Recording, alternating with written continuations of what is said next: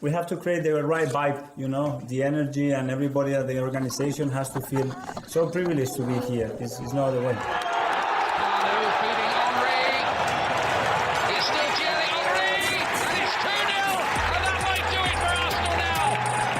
Thanks for listening to the Purely Arsenal podcast. Please follow us on Twitter at purelyarsenalfp for all the latest Arsenal podcasts. Welcome to the sit down at the Purely Arsenal podcast. We are here to discuss a 3-0 thumping at Craven Cottage, Fulham away, and I have my regular with me, Neil Shah. How are you, Neil? I've been better. I've seen better days, Jack, but the Arsenal keep me going, so it's all good. Good. Yeah, a little bit under the weather. We're recording this early on a Tuesday morning. We wanted to do it Monday morning. Neil wasn't feeling 100%. Just to look at the time and effort we're putting in to get these podcasts out to you. Thank you for everyone that's tuned in. We don't have a huge amount of subscribers on the old YouTube yet, but there's a lot of people that are tuning in, which we'll take that. Views, subscriptions. But if you did view it, just give us a subscription as well. But very, very happy to see that. Very good. Obviously, it's a very important time for Arsenal. It was a massive game, Neil. Pressure was on us a little bit. 2 points was the gap after Man City won at Crystal Palace. And we've got to get used to that because we're going to be playing after them quite a lot, considering, the Europa League and things like that. So we do have to get used to it. And we've shown so far this season we've been able to handle pressure. Just before we go into the game, Neil, after Thursday, it felt like our squad was quite thin, and we were talking about, we might have to play the same front three again. And then Mikel Arteta swings one on us where he basically just lied outright to the media once again, claiming everyone's out.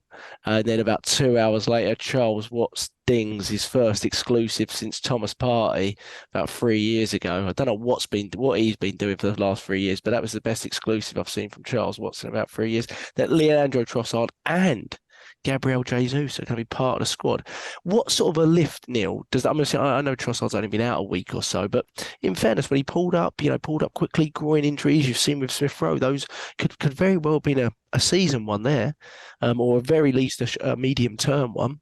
So that was a fantastic. And we're going to talk a lot about Trossard in this game, but the return of Gabriel Jesus, I mean, obviously, huge relief for the fans. You saw what it was like when he walked onto the pitch and the roar that the fans gave him in the away section. But what must that do for the players, Neil? On early December, we were 5 points clear as he got injured in the World Cup and needed surgery.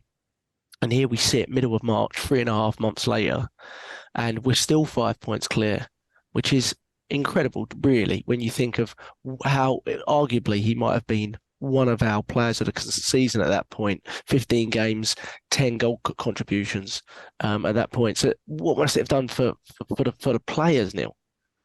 Oh, mate, lifted them completely lifted all of us, because we were like thinking mini crisis again up front. What we're going to do? No Eddie, Trossard out, Jesus not sure when he's coming back, and if he comes back, how quickly should we integrate him without, risking another or making his injury or making it worse, or not allowing it to heal properly, not allowing him to get the minutes in to get him back into the run of, the use of play and all the rest of it. And so we were all thinking, what do we do now? What's going to happen? And then obviously this news comes along. It's like the timing is absolutely perfect. Every single season where we've had a sniff at something, Jack, in the years gone by, we've suffered a key injury at the wrong moment, particularly at this time of the season. And it's just made us fall apart and give us problems. And for once, it's worked the other way around, where we've got all our players coming back at the key time where we need them the most. Even Emil Smith-Rowe, Nelson's returned, Emil Smith-Rowe's returned. Trossard thinking, is he out for a couple of weeks? Is he out for the rest of the campaign? We don't know. And all of a sudden, look, bang, he's there. And then the biggest one, Jesus. So Jesus coming on, just going forward just a tiny bit. It just not quite to the same effect, but when Henry came back and played against Leeds in the FA Cup. Oh, yeah. And he came back on. Yes. We were there. I wasn't at that one. Oh, I wasn't at that one. And it just reminded me a bit of that, although it wasn't at home. the response when he came back, it was almost like he's returned. The big one's returned, and to be honest, his cameo, he didn't look like he had ever left. Well, I think they've been holding him. I thought about it a little bit this morning. I went because I understand time frames quite a lot for his type of injury, and I was saying, I think we'll see him early March, start of March. A lot of people were saying, we might see him in mid-February. I went, no, the time frame's not really there for that, even though I'm sure he's pushing to be. So when I sort of got, mid-March-ish, I wonder if he may have been kind of ready to go 10 days ago. And they were just going, let's just hold him a little longer here, which is good. Yeah, you're right. And it's weird when you talk to, other fan bases, there's a lot of sort of preconceived notions about how the title race is this season and whether the league's stronger or weaker and da-da-da. And, obviously there's the direct comparisons from us to teams like Liverpool who have a similar financial standing and obviously they're going up against the same type of team in Man City and things like that. But I'll tell you what, no matter what happens this season, that they never lost one of Firmino, Mane or Salah for 3 months when they won a title. And we don't know if that's going to happen, but they didn't. You look, they all played 35 games. Divock Origi barely started during that season, and it's full credit to Eddie, who I think done a commendable job, really. And then, of course, we've got to discuss Leandro Trossard. I do have a little quiz question for you, but I'm going to do it later before I do the fans question. You'll get this one. It's an easy one, I think. But yeah, you're right. He did look to some people saying he looked quite bulky, Jesus. He's just so strong. And I don't think absence makes you forget how good he was, because we all remember. But other fans sometimes don't, because they look at his stats and they're like, oh, he's not scoring that much. He had, 11 games without a goal before he got injured, things like that. But the contribution to this team and the way he leads us from the front is just, it cannot be. You just can't put enough praise on it and how valuable it is. And he's been a huge miss, but I think we've done, Arteta, the coaching staff, the team have done a tremendous job at mitigating that and trying to find another way. And especially when we lost Eddie too, and now we found another way, which has been really impressive. And I think what it says is we're really believing in the way we play football, because when Arteta used to lose like one player 18 months ago, it would be, things would collapse, right? 18 months ago, it was Kieran Tierney. Now you lose Kieran Tierney, you're like, well, how are we going to create a chance? Yeah. Do you remember? And it's just incredible to see how much we've come along. But when you play football like this and like what we saw in that first 45 minutes, it's more repeatable, across the squad. And obviously he's raised the floor of the squad dramatically, But we went in, and Fulham are a very good team at home. I know they lost their central midfielder because he keeps getting yellow cards every week. He's a mini Casemiro from the sounds of it. But and I know he is probably their best midfielder. But we absolutely dominated. And what was fantastic was the first big moment was the goal that was offside, the own goal where Martinelli was played in. It was a fantastic little ball in, and I was super excited because I just wanted. We've had so many emotional roller coasters in the last few weeks, and I think we've all been talking. I was like, it'd be really nice to just get a comfortable win where you're not breathing heavy and all that sort of stuff. And so when that goal went in, I was going crazy, and I was kind of disappointed. That's the hard thing about VAR, isn't it, Neil? Because we silenced the crowd, we were dominating the game territorially, but then suddenly the biggest roar the home crowd get is from a decision on a marginal offside call that stops us going in the lead. And it's almost like a double whammy, isn't it? It's like, yeah, you didn't get the goal, and it's almost lifted the crowd again. And you saw that at Leicester away, for example, when Trossard scored from the edge of the box, and then it kind of died a little bit, the game, for a little while. And I was like, no, not again. But what was great, Neil, is Arteta's on the sidelines going, let's go, let's keep it going. And it was almost like the trigger, wasn't it, Neil? Because after that, it was scintillating stuff, wasn't it? Absolutely brilliant. The trigger is almost akin to when we played Liverpool. Do you remember? And Klopp and Arteta had that spat on the sidelines, and it lifted them. Yeah, and yes, of course. So it was kind of in a weird way similar to that. And absolutely right. I mean, that goal, to be fair, again, VAR with its lines. We actually got lines this time, but so marginal. Couldn't see it, could you? No. I mean, it could have gone either way, but it didn't look off, didn't look on. I don't know. No, I wouldn't have been able to split that. And it's like, here we go again. But fortunately for us, it lifted us, as you said, lifted us to a degree which I don't think we've seen. And it was complete dominance from us. The play, even for that goal, the build-up was nice. It was a good team goal, which wasn't given, but it was still good movement. But what can you say about Mr. Trossard, eh? Gosh. So the first player, if I'm right, Jack, in history to score to gain 3 assists in 45 minutes away from us. I think I tweeted it was the game, and I realised afterwards it's 45 minutes. Yes, and also together with another lovely record, first team ever in history to get 5 consecutive away derbies without conceding, or 5 derby wins without conceding a goal. It's unreal. Yeah, and Michael Harris made a good point. He tweeted us early in the morning and said, is Trossard the first player to get a hat-trick of assists in one half and a hat-trick away from home? Because he scored 3 goals at Anfield earlier in the season. Okay. I said, I'm not looking that up, Mike, but I'm guessing he probably is. So maybe someone else can tell us listening. But sorry, carrying on. Obviously, the first goal came soon after it, didn't it? From the corner, from Leandro Trossard's corner. That's it. What did you think of Ben White on that? Did you see what he did? See what he did on the corner, Ben White? Oh, God, I forgot. No. Very clever. Of course, if you go back, Ben White, Leno, what was the last time in my head I see Ben White and Leno is away at Brentford when the big throw-in comes in. And what does Ben White do in this game? On every corner, he stands right in front of Leno. And that's exactly what he does. And if you watch as Gabriel's header goes in, there's a little cheeky from Ben White, like, yes. And that was I think it was completely you saw the celebration, didn't you? Because where did Gabriel go after the celebration? He ran straight to the coaching staff and the set piece guy, didn't he? So there was obviously a plan there with that. Yeah, no, it's just brilliant. I think everything is just working. Everything seems to be falling into place. Everything that we do is just clicking, and it's clicking at the right time, especially even with the return of these injured players. The timing couldn't be better for us. I think we've been blessed with, how many times does a club get everything right, Jack? And this is one of them. So including the set pieces, we've had that coach come in. We've had a good degree of success from it. It was something we were always struggling with. Also, even the fact that something you just touched on about Kieran Tierney being the person we look for creativity.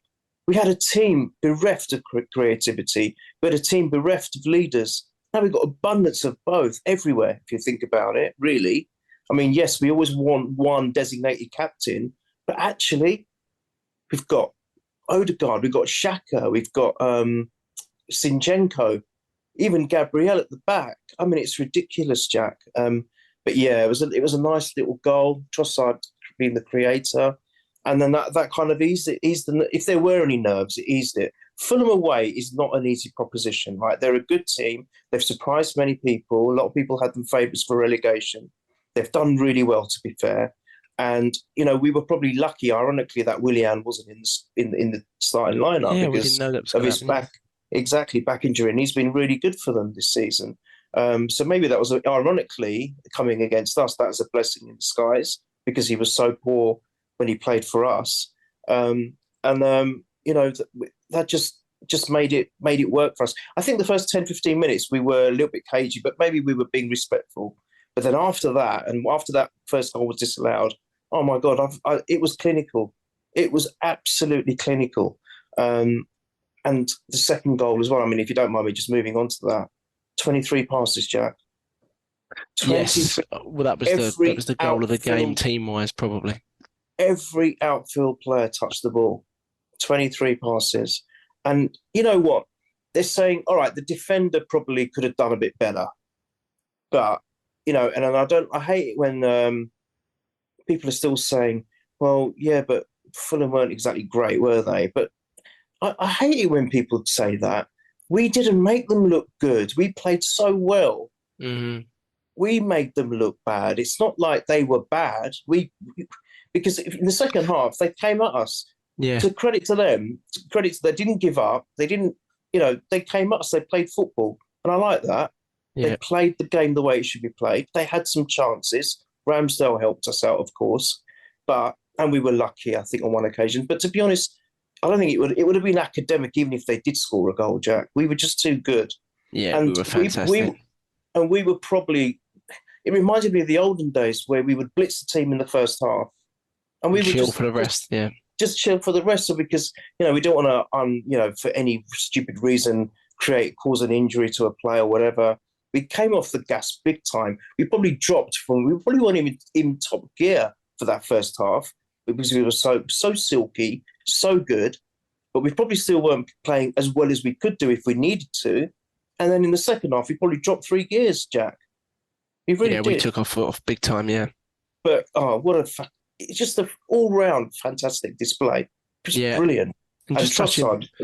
Yeah, go on. Sorry. Back on that second goal, I mean, it was fantastic. It was fantastic. Trossard could have scored in that first half. He put one wide from a lovely move again. I think Zinchenko pinged it out wide to Saka, and it was a lovely footballing move. I'm just rewatching it right now, actually. But and then he could have had a 4th assist, of course, because of the ball to Xhaka. Which I thought Xhaka was very good in this game, but I think he should be doing better there. And that's the one issue there. Sometimes you see it with Xhaka where he's just a little hesitant in front of goal. Obviously, it's not something he's been used to his career, being that sort of player that's running into the box late and all this sort of stuff. But it would have been one of the great team goals. That would have been but the press release from Saliba to whip a ball out with his weaker foot to Xhaka to start that move for the second goal. Well, not start it, but start opening that move because we'd already made about 15 passes before it. But fantastic again, just showing how good our centre backs are on the ball. I think Gabriel's improved a lot in that area. Yeah, the one over the bar. Yeah, Yeah, he did a little run, little mazy, but that's when you know we're really confident because Mikel Arteta isn't a huge fan of his centre-backs sort of going forward like that with the ball. If you look, rarely do you see these mazy runs like you used to see from Sol Campbell and stuff like that. Like he doesn't do that. So that's when you know the players are just really feeling they're comfortable, And I remember seeing that thinking, okay, we're not showboating, but we're playing it a little bit here, which was kind of interesting.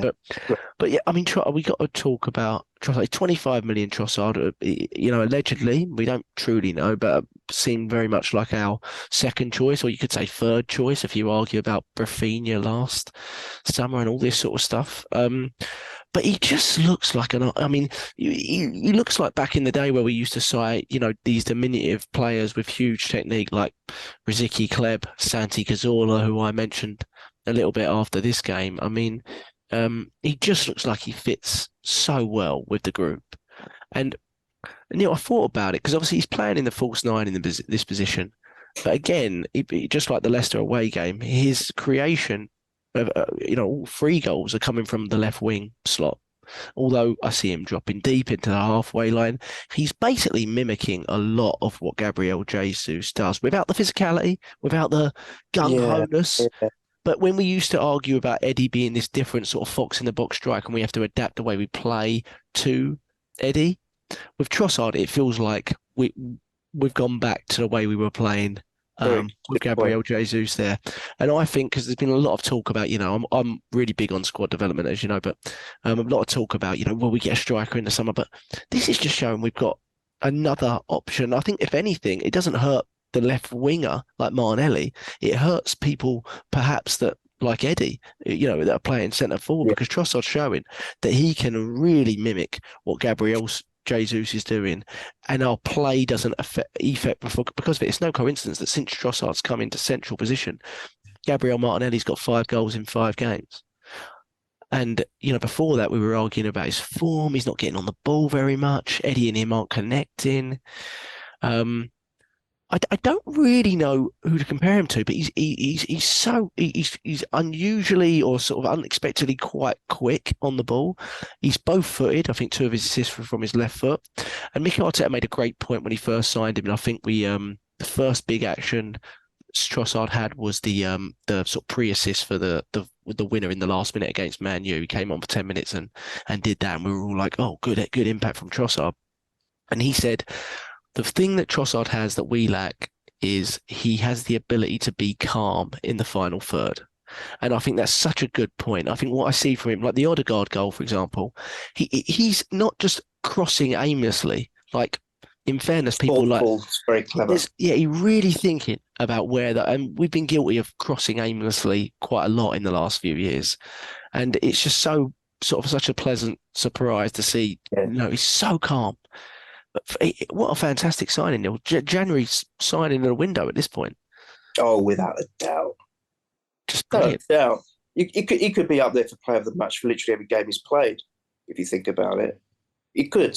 Yeah, For it's what been he brought very to good. the table. I fear for Eddie, I have to say. Ironically, James has campaigned Eddie from the start, but he also campaigned Trossard. So, Yeah, and Balogun. He's got his eggs in a lot of baskets, James. Balogun, I can see if we will, that will be ridiculous if we lose him. He has to come back. He's not really had a chance, so that's the odd one with that, isn't it? Give him the chance, you know. I mean, how can you not deserve a chance after what he's done? That's the weird part with that one. Yeah. So, and I feel like Arteta will give him a chance. He seems I think so. Which, like you said, it does put the question. It's almost like the Saliba situation. If you think about Balogun, it's very similar to the Saliba situation. Yeah. We bought Saliba, didn't really play. I think he might have played a friendly and maybe a. Did he play one of the cup games? I don't know. No, he might have been on the bench for one. Yeah. But he played a closed doors friendly against Villa, and apparently that was what made Arteta's decision. But unlike the Balogun one, you're right, it's like the Balogun one, but unlike that, there seemed like there was a bit of, conflict and antagonism there from Saliba to Mikel Arteta. With Balogun, he's been talking quite highly about Mikel Arteta, told me to go and express myself and da-da-da. So, like you said, I think it indicates that at the very least we're going to see him a lot in pre-season. Yeah. Yeah. So let's see what happens. Just back on Trossard, I mean, what do you think with Trossard? This false nine look that we're seeing from him, I think we're going to see it a lot more. Yeah, no. Well, why not? It's working. It's making Martinelli more effective. It means we don't have to constantly play Jesus. Even if Jesus is ready, and I know Jesus wants to play every game, it's abundantly clear that he wants to do that. But it's probably best that we don't, just in case. And it just gives us more and more options, Jack. We can play. The interchange between Martinelli and Trossard is there. It will happen again when Jesus plays with Martinelli. I don't know if Jesus and Trossard will work, but who knows? Who knows? But also, what this means is we can finally rest Saka, because Saka, if anything in that game, he did look a little tired, and he did look jaded. Finally, he looked. We saw something. I wouldn't even call it a weakness. You can't call anything with that boy a weakness, but he didn't look his full self. And I think with the options we've got now, and don't forget Smith Rowe's there as well. I mean, it's unbelievable. Everything. Nelson and Smith Rowe, Jesus coming back at the same time is like, wow. Yeah. Wow. He's going to have to really be patient, Smith Rowe, though, isn't he? Yeah, I believe so, yeah. But I think he will get a chance. I don't think Arteta is not going to let a talent like that just go. He can't. He's stupid to. Because remember, Jack, we've got Champions League next season. And I know people will be saying, yeah, haven't really got it. Yeah, we've got it. We've won the bloody title. The thing is that we've got Champions League. We've got a plethora of options in that front three, Neil. And I think we'll add a right winger personally. I'm still 50-50 on where we go with Nelson, but I think we'll add a right winger. So not everyone can fit there. Someone's going to have to establish themselves, or maybe find a new way or new position, right? We talked about things like Smith Rowe possibly being at the 8 and things like that. But I think when you've got players that can express themselves in multiple positions, like Jesus can, like Martinelli can, like Trossard can, they're just hugely valuable to the team. And I think what lets Eddie down in that sense is I don't think you can play him anywhere else other than centrally. No. And when you do play him centrally, you have to adapt the way you play a little bit. Correct. And I think Eddie's been terrific in the time period that Jesus has been out. And I think he's exceeded my expectations as a backup striker, I think. But you see it evolving, this versatility FC sort of thing. You see it evolving a little bit. Eddie's too limited. He doesn't give us that flexibility. He doesn't give us that extra something which you can create where it will completely dumbfound the defence, or it will dumbfound the opposition manager's game plan, because they give us something. You can't legislate for the way they play, especially Jesus brought it to the fore when we first started, and that's why we were so successful first half of the season. You cannot deny whatever he done was the catalyst to all the other players in our team or in the squad doing what they were doing. It almost raised the bar for everyone. I thought, we've got to play to this man's levels. You look back at the pods we did at the beginning. We were lauding Jesus something ridiculous. It's no coincidence, Jack. And I think with Trossard coming in, being almost like a second Jesus, and giving us that versatility and flexibility and creativity. I mean, God, we've got creativity everywhere. I mean, look at Zinchenko. I mean, it's just so unorthodox, so revolutionary, as you were saying. I think there's a little tweet exchange that we had, and people, we were kind of. I do feel sorry for Tierney. I'm not going to lie. I really like the guy. I feel sorry for him. I was thinking he'd be captain one day when he first started. Everyone was looking to him, that he was one of the few exceptions in our team that were, that had something about them, that he could be the future. And now look, it's like sometimes it's incredible how quickly teams evolve, isn't it? Unbelievable. Like from Aubameyang being the sort of pinpoint poster boy, and 6 months later we're saying not only do we want him out of the team, we want him out of the club, and Tierney, obviously, attitude personified. He's done nothing wrong in that sense, but again, the game has evolved so much where you're looking at Thursday nights going, can we risk putting Tierney in? Like that. That's how much you've come. With it, it's like going back to the years of. Do you remember when we had Debussy at right back, and we were like, "Wow, what a solid right back!" And then Bellerin came out of nowhere, and you went, okay, bye Debussy." Like it was that quick, and that's why you got to give credit to people like Xhaka who've just withstood multiple managerial appointments, and that's where you look at a player and you just go, whatever you're doing, you've got some character there, mate, because you are somehow.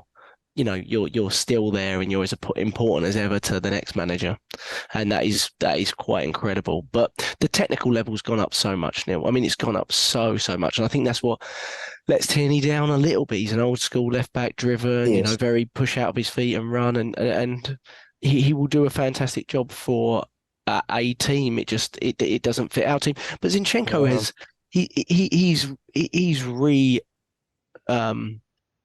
he's changed the way we look at left back forever, possibly. He's reinvented it. Yeah, I mean, Liverpool fans used to say this stuff about Trent a few years back, but they played a very different way to us, and they basically Trent was basically a right winger for them, and they were, they had such athletes back there and units, in the middle, they could allow him to do that, and then as soon as they lose one or two of those, he gets exposed and looks really, really average. So, but Zinchenko is just a footballer. He's not an athlete, so he's just such a good footballer, and he's basically like our free roaming player from left back. It's incredible. You don't really see.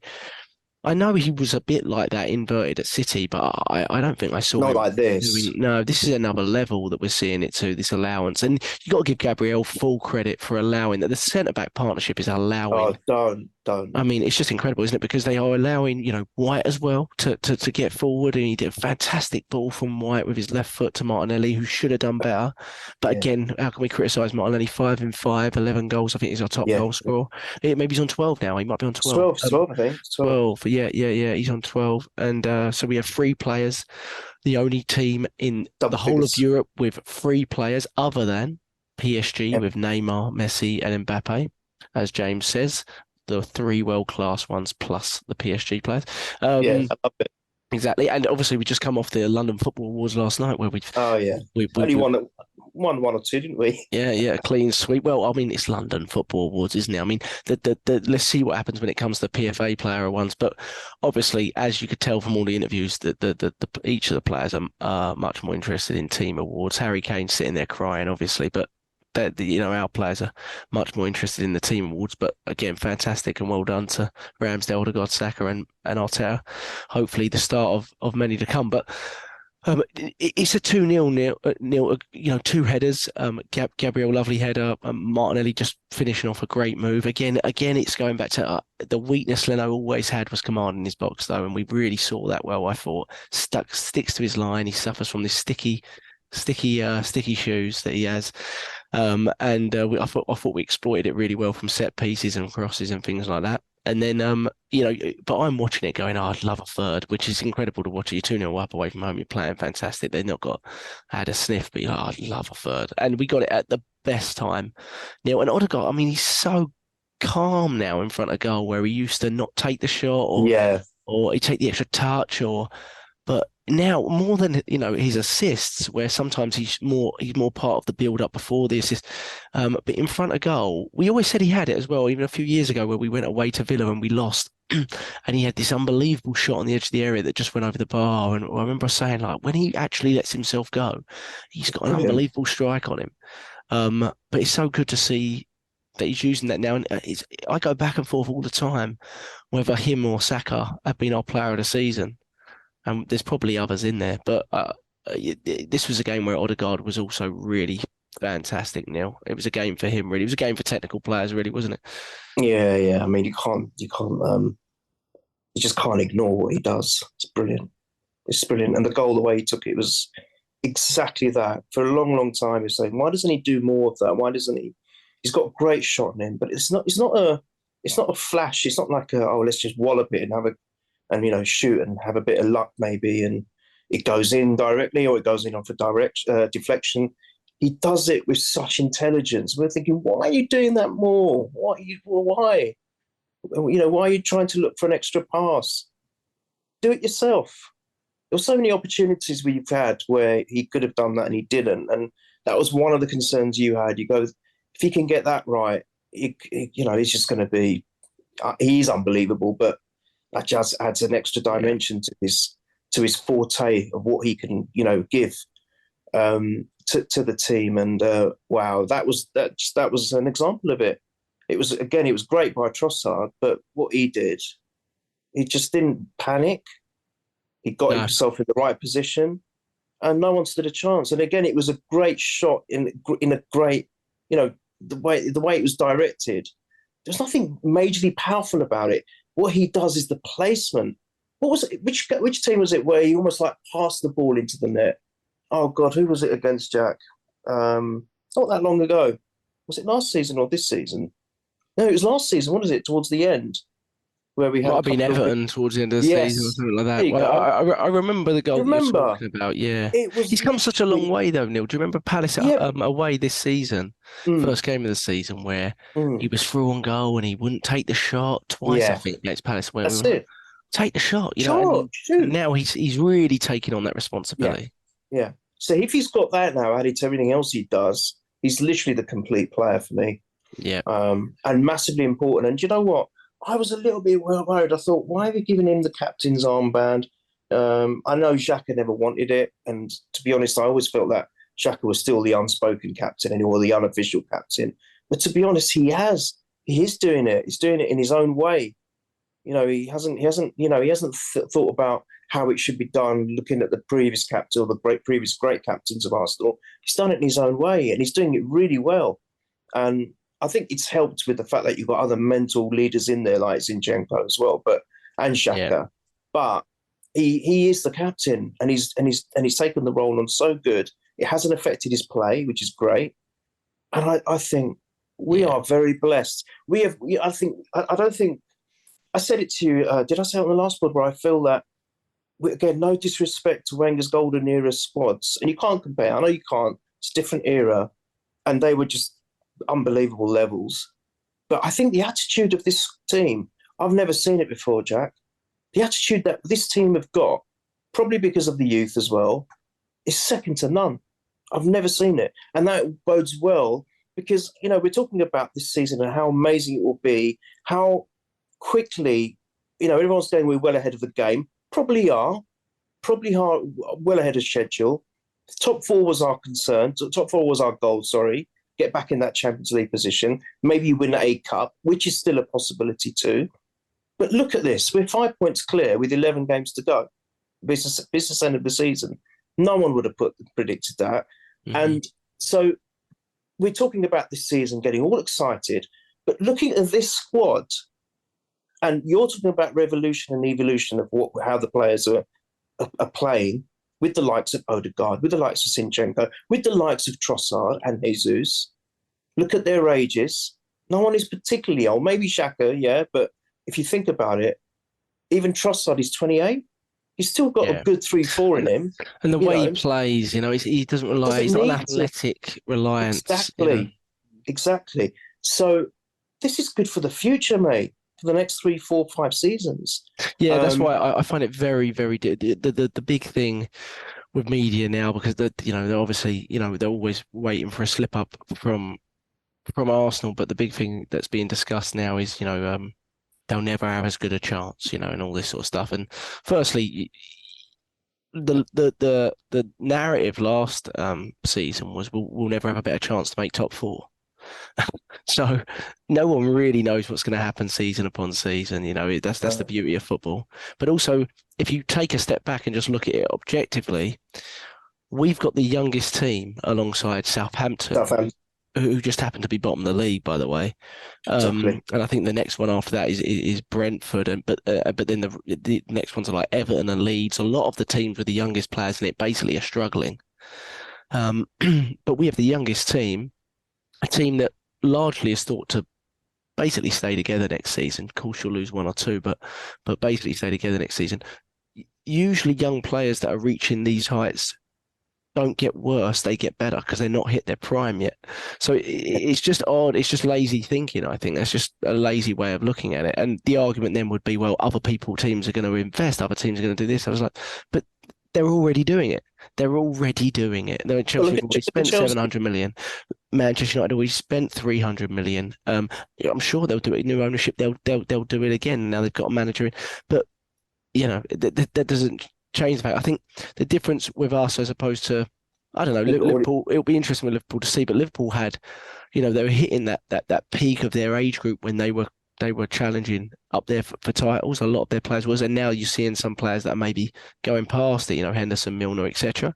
Yeah. And obviously we will get that too. Like our central midfield is all around 30, but I think largely, like you said, we've got a really healthy sort of age bracket of the squad, and it might even get younger. I expect us to sign younger players again next season. I don't really expect the Trossard and Jorginho ones to be coming in summer. I expect to go young again. So I think that is a little bit of a lazy way of thinking. But just to go back on your captain thing with Odegaard, yeah, obviously he's not the vocal leader, but he's a technical leader, isn't he? Alongside correct. Zinchenko. You actually said that.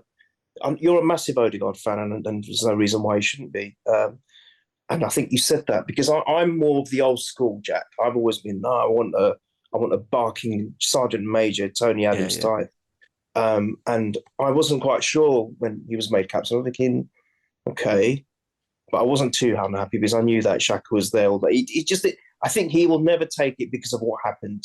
He does it now, because I think he's won the crowd back, of course. Oh, and mention to Xhaka, I think I know that goal we should have converted it. I get it, but overall he seemed to be back because he had dropped for a few games.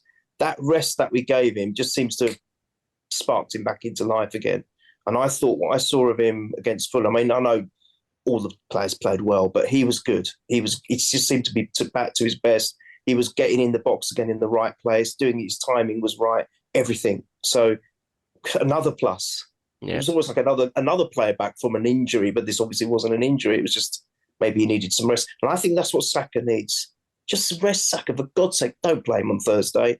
I don't think we will. We're going to talk about the lineup there. I don't think we will. But sorry, yeah. I mean, again, I'm digressing, but I just feel that Odegaard is a very different type of captain and one that works so well for us. And you can't forget, sorry to interrupt, not just the technical leader, but I don't know if you saw, there was a point where Fulham were breaking away in the second half. Well, it may have been first half, and Odegaard's energy and ability to track back and win the ball. I mean, for a number 10 that's got such technical, purity about his game, his willingness to do the tougher miles in the game, it really puts Ozil to shame. I hate to bring it up, but it really does put the likes of Ozil and old number 10s, sort of the old number 10 adage of the free luxury player. It puts it to shame now, and it just shows how far the game's gone. You just can't afford that at the top level anymore. You can't afford luxuries like that unless it's Lionel Messi. You really can't afford it. Like he's a once in generation player, but if it's not that, you just can't carry passengers like that. You need him to be able to go both ways. But Odegaard's willingness to he's always probably up there with the top 3 runners in each game. He's pressing like from the front constantly. He's just exemplary, really, in his way, his moves. I mean, for me, he's our player of the season, but Saka runs him a close second. But in terms of, his control and his ability to run games, for me, he's probably been our most consistent player this season. I would say the one thing he doesn't have and that maybe Saka has is Saka always shows up in every big game. Every big game, like you might have a quiet one like this, Saka, but when the big game comes along, he's going to be there and he's going to show up. Yeah. And that's what we need. Odegaard sometimes does, sometimes he doesn't, and we need him to. It's no slight on him, because sometimes there was arguments against Thierry Henry and Dennis Bergkamp in big games at times. So there's not, it's not always that easy, But I'd love to see him go to the Etihad and play like this and things like that. See that sort of stuff. And he's got full capability of doing it. He just, it's coming. I think it's coming. But the second half, Neil, was really all about Gabriel Jesus, when it was all about getting our players rest, like you said, working a little bit within ourselves. Yeah, they had a few little chances here and there. We got maybe a little sloppy at the back, but I did think it was fantastic to see Gabriel and Saliba really fight for that clean sheet towards the end. They really wanted that clean sheet, and I think it's important. You've got to have get back to those sort of good defensive displays. But I know we touched on it at the start, but he just looks so sharp. He missed a big chance, Gabriel Jesus. It felt like he was back where he belongs. Does everything perfectly, then misses the easiest part of his game. But he's just his ability to bring other players into it. Great players make other players play better. And he just, every time he comes back in, it's like the whole team's going, okay, this is fair. It's like when something really tough has happened in the family and you've got that one person that knows how to deal with it, when you're like, thank God they're here. Yeah, the Rock. The Rocks. And it felt, honestly, I was watching it, I was going, you knew he was coming back today and you've all been lifted hugely by it. Like, you can tell, you're like, oh, he's back. That sort of stuff. That's what it looked like to me. And I think it's if that's the case and it's given us an extra 10%, then fantastic, isn't it? Don't even need it, to be honest. The extra 10%, we're top 5 points clear without him in a weird way, and he's back. So yeah. Do you know what I think I'm already going to preempt one of your questions. It will be a massive failure for me, and you know what I'm talking about. Yeah. Well, let's go through it. For me. But I with him, the timing it's just so written. Even the way we finished those two games scoring late. Every other season, even maybe, again, I hate bringing up the Wenger era, but I'm going to, I've done that. Even in that era, it might have just been a draw. But we've got the wins. We got the wins very unexpectedly, sometimes from the most unexpected source. Jorginho getting that goal against Villa, Reece Nelson popping up with an assist and a goal in the last few minutes.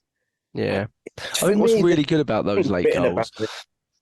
I've read a stat, and I have concern with the emotional, ability of this team, and I think we've already had so far. If we were to in terms of title winning sides, we've already had the equaled the number of last minute goals from any previous title winning sides. We've had 4, I think, or something this season. Oh yeah.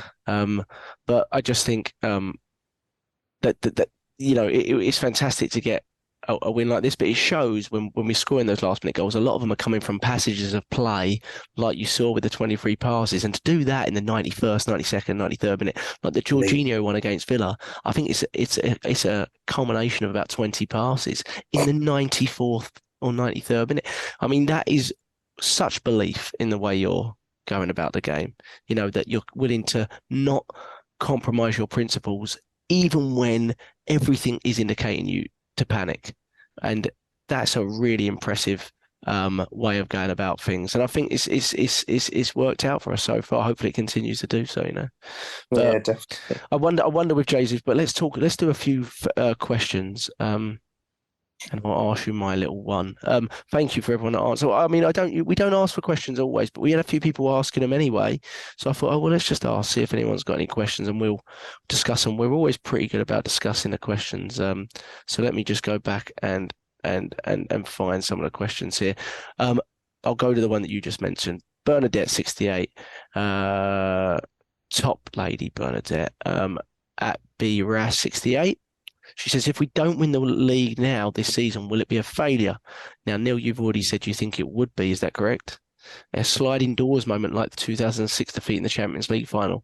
Now, I think it's just a subjective opinion at that point. I would argue it wouldn't be. But obviously, I'd be gutted. There's no question about that. You can't deny that. I think, it's hard to evaluate things in terms of, looking at it from the moment, but before the season. Obviously, no one even mentioned things like titles, but obviously, when you're in the moment that you're in, yeah, of course, you want to believe that you can do it. But I do think it's very different from the 2006 Champions League final. That was a end of an era team. In fact, that wasn't the best team we'd had in the Champions League. It wasn't even near the best team we'd had in the Champions League, like 2003, 2004, 2002, where we didn't get near the final. 2006 was a combination of old and new. You had, yeah. You had Perez on his way out, Sol Campbell on his way out, Henry on his way out. I think he had one more year after that. You had Ashley Cole on his way out. Lots of players that were coming to the end of their Arsenal careers. And this is not a new team, but it's a very, like we said, the youngest team in the league. I think the team's going to get better.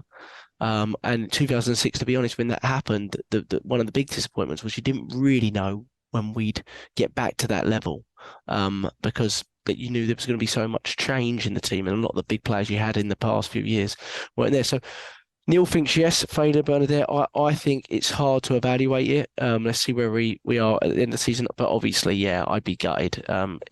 Just not calling the players or anything a failure like that. I don't think it would be. But failure from the point of more disappointment. Yeah. And as much as we are, from what you're saying about the Mega Young squad, which is obviously working in our favour, it kind of worries me a little bit that they've come this far, they're so close, and then it's suddenly taken away from them. And I don't know what that would have, what kind of mental damage that may do. I'd like to think it won't do anything, because I think Arteta will just say, at the end of the day, you've overachieved already. It's already a success. We've got our top four. We've got Champions League. Congratulations, guys. And who knows, we might even win the Europa Cup as well. So it's difficult, as you said, to assess. I think for me, failure, maybe not so failure is probably too harsh a word. I think disappointment is the big word to use here. Yeah, I agree. I agree with you on that one. And obviously, we had big disappointment last season, and we bounced back very well from so far. I just think there's a long way to go too, Bernadette. You've got 11 games to go. It feels closer every week, but there is so many games to go. I mean, we've got a third of the season left almost. So a long way to go. I think you just got to take it one game at a time at this point. There is a lot of tough fixtures in there. I think we've got the tougher running for sure, but we're going to discuss that because we've got another question on that. Damn, I just clicked on something that completely lost my thread on the questions. One sec, going back. Okay, so thank you for that one, Bernadette. Next question was Jamie Gillen at Swifty8711. Thank you, Jamie. Don't think he's asked questions before, so appreciate it. Who will score more league goals before the end of the season? Gabriel has 3, Saliba has 2. What do you think, Neil, there? I mean, we're obviously looking at the front area for our collection of goals from different areas. But it's not, I mean, centre-backs are popping up with goals, aren't they? Saliba having a shot there. Gabriel's obviously always been very, very dangerous from set pieces. We saw Saliba score midweek at Sporting, of course. But I think that's the league goals, 3 and 2, I believe. I expect Gabriel to probably pip him. What do you think? Yeah, I think Gabriel will pip him. Yeah. He's a bit better aerially, isn't he, Gabriel? Yeah. I would argue. Yeah. So you never know. If Saliba shows up with a couple of those worldies that he did at Bournemouth away, you never know. But I'll go Gabriel, Jamie. Yeah, thank you for that one. Sportnut 100. I've been looking at City's fixtures more than I care to admit. We will obviously drop points between now and the end of the season. Where, if anywhere, do you see them dropping points? So this is where they have an easier fixture list on paper than us. We have Newcastle, Liverpool, and them away. They don't really have a very tough away game. Their hardest away game is probably like Brighton. So on paper, their biggest challenging games is us at home. So to be honest, Sportnut 100, if we and they also have Liverpool at home too, but Liverpool are absolutely dreadful away from home at the moment. So I don't think we can rely on anything there. So to be honest, I think us is where it could happen anywhere to either one of us. You've seen that throughout the season. It's hard to predict, but I would say us, that we're their toughest game and we're the one they should worry about the most, and we can go there and do something. That's what I think. But Neil, what do you think? I don't know if you've looked at it. I haven't really looked too much at City's fixtures, but I'm very aware that our fixtures are very tough. it's very hard with them because you know what they can do. You know what they can bring to the table. You know, when they had those crazy battles with Liverpool, you'd think that one of them was going to capitulate. Neither of them did. They just kept winning one after the other. So they can win 10 in a row easy. Not saying they can't. However, they have two other components, Champions League, FA Cup. So while they might not have a difficult team on paper, they have got a lot of fixtures coming up. And that might be the Achilles heel. But we've just got to keep winning ourselves. Simple as that. Yeah, we've got the points advantage. Don't care about the goal advantage. I mean, yeah, we could have got maybe 3 or 4 more against Fulham, and that would have made even the goal difference almost irrelevant because we'd have been up there. But the point is, we've got those 5 points, which is invaluable. So I think for them, it's not a case of who they could lose points against. I think it's for them. You know, Jack, Pep wants the Champions League. So you want them to beat Leipzig in midweek, do you? Well, yeah, why not? Yeah, I agree. I'm very supportive of Man. I want them to go to both finals. I want them to go to both finals, and then if they lose the finals, I don't care. But yeah, I agree. I want them to go all the way, so they have got 2 other distractions. Yeah, not just the one. Yeah. They've also been very, very lucky with injuries. There's a table going out there somewhere, and I think they've had the least injury days out of anyone in the league, Man City. And when you've got the biggest squad, that plays into that because you can rotate more than anybody else and maintain the levels where we're not able or capable of rotating to the degree they are. So I've looked at the fixtures. Sport Night 100. Appreciate the question, and they got to play us April 26th. But just like Neil said, just focus on our own games at the moment. Line up for Thursday, Neil. I know you don't line up questions. It's from Outlaw_Hoss, of course, Garrett Kreuziger, who is a regular on the podcast. Do you want me to give you my team, and you can tell me if you think you do anything different? Go on. I think a lot of people putting teams out there that are actually. I'm predicting what Arteta's going to do rather than what I think, because it doesn't matter what I think. I think he'll go stronger than people claim. That I'm very 50-50 on what he does in goal, but I'll say he goes with Turner in goal. I think he'll go Tomiyasu right back. I think he might actually play Saliba and Gabriel centre back. Okay. I think he might. I could see him playing Tierney at left back, but again, I'm very 50-50 on it. But I think Zinchenko deserves and needs a rest. We've got to protect him. So I'll go Tierney, Saliba. Tierney, Gabriel, Saliba, Tommy with Turner. I'll go Xhaka, Jorginho, and Xhaka, and I'm slightly 50-50 on whether he starts at Odegaard, but I'll say Vieira. So I'll say Jorginho, Xhaka, Vieira, though I'm worried a little bit about our legs in there, which is why I think he could start Odegaard.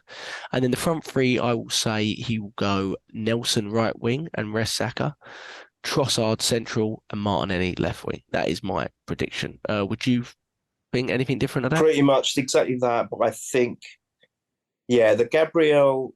He could play Holding or Kivior or something like that. Yes, that would be my only difference. Maybe he goes Gabriel and Holding because he went Saliba and Kivior in the last one. I don't know.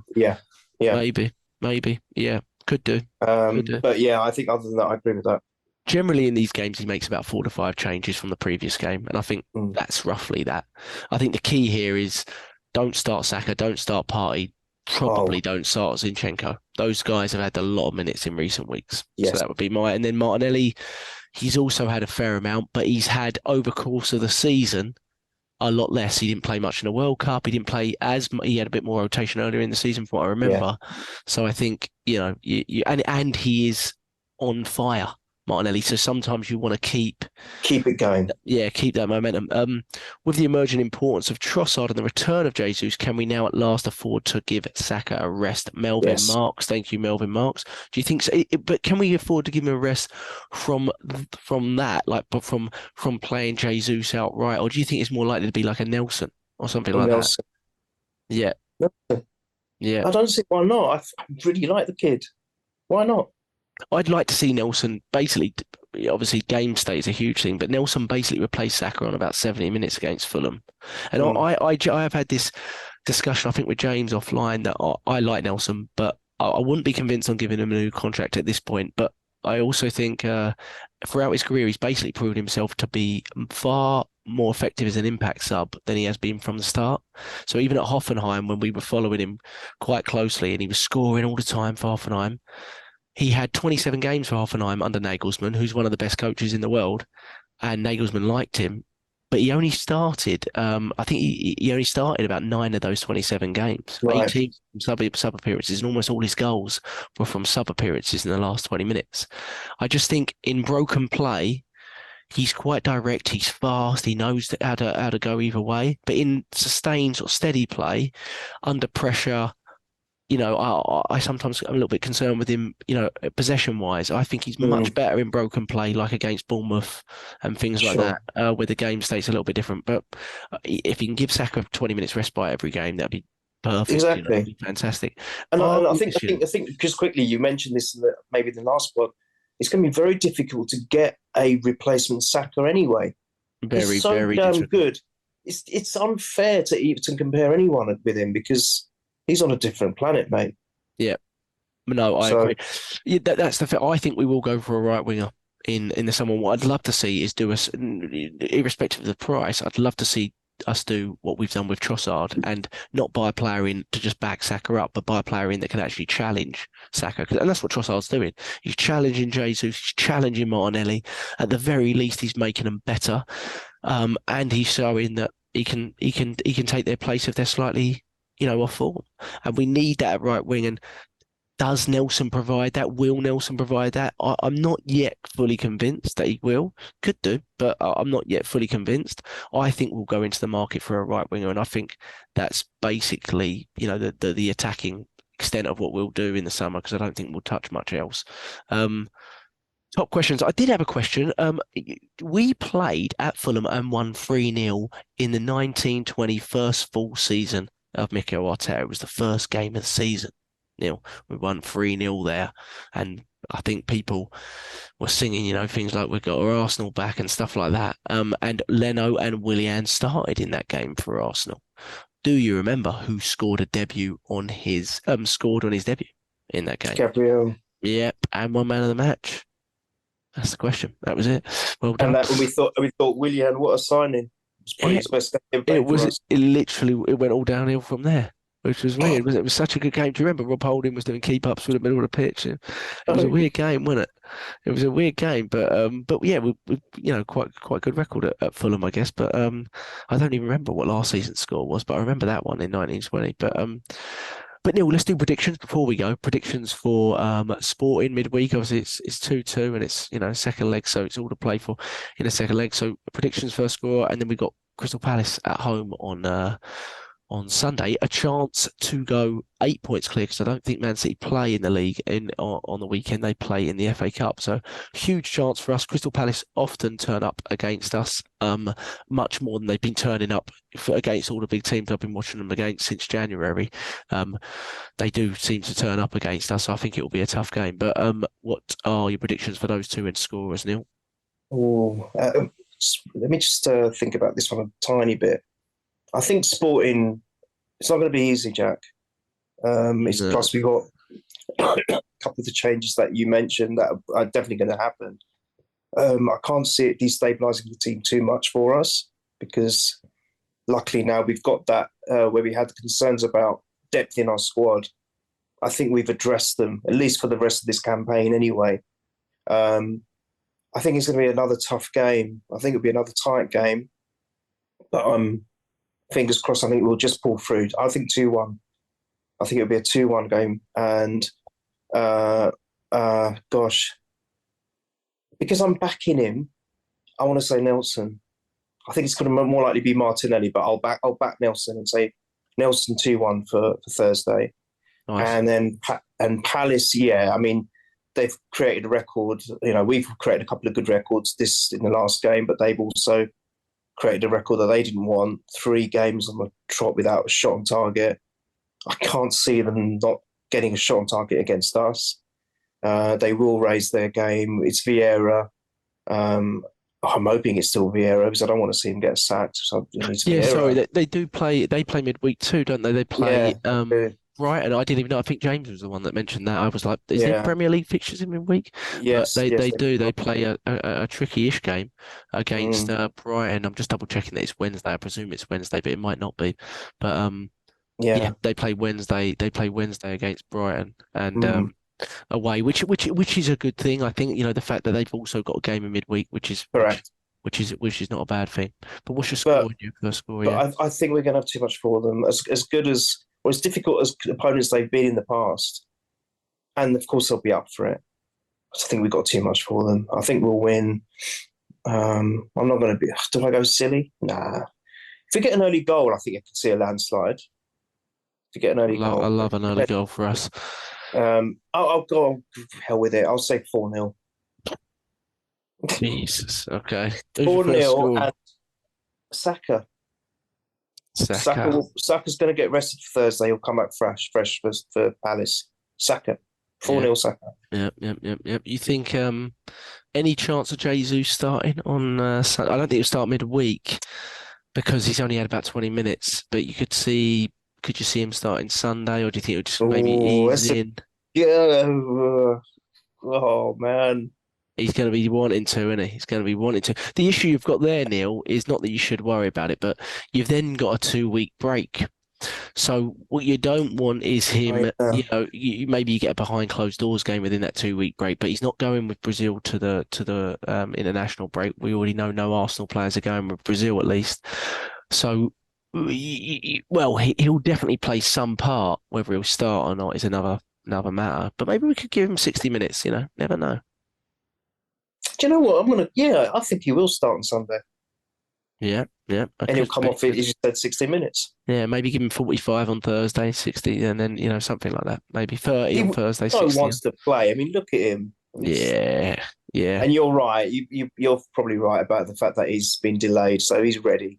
Yeah, because he mentioned, and we don't know because I don't think tells the truth one bit in any presser, but he basically said, he said to me he's missing something, and then he said the day later he went, oh, I'm good now, I'm ready, and I'm like, that to me strikes me as we already thought you were ready. We're waiting on you to tell us when you're ready, but. Yeah. In terms of metrics, he checked everything, and they're releasing a documentary, aren't they, on Arsenal's website about it? And the medical staff kind of mentioned he hit everything very early on, so I think they're holding him days ahead. Yeah, and he's that kind of he's that kind of player. He just is a elite specimen, but hopefully he stays fully fit. So I'll go.